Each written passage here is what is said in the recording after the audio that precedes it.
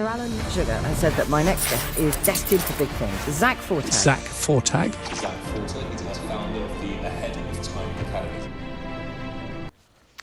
Next, we know that former prisoners can often struggle to gain employment soon after release. However, a unique project has established what's thought to be the UK's first clothing brand created by young offenders.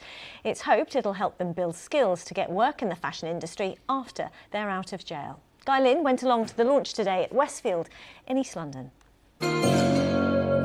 All of these young men share two things in common: a love of fashion and the fact they've all done time in prison.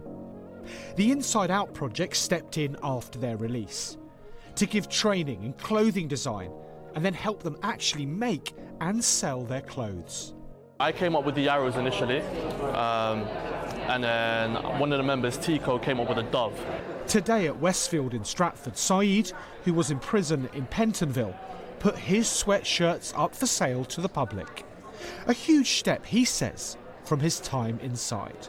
In a cell by myself for about 4 or 5 months. I think that was probably like the darkest time, like the darkest period of time that I was in there. But also I had a lot of time to reflect on myself, my decisions, my behaviour. And upon release, I thought, you know what, it's time for a change.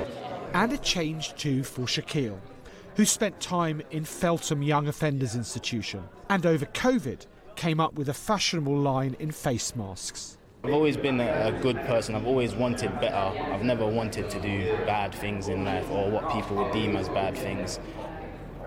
But it's just I've got a lot more clarity now. The aim of this project, supported by LinkedIn, isn't just to help the former offenders, but wider society too.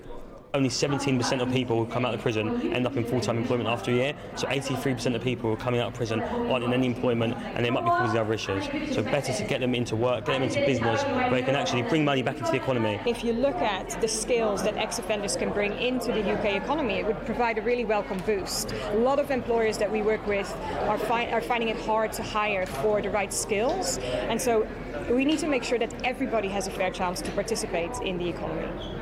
The clothes will be on sale here at Westfield Stratford for the next week. The plan is to expand the project more widely to other offenders. Guy Lynn, BBC London.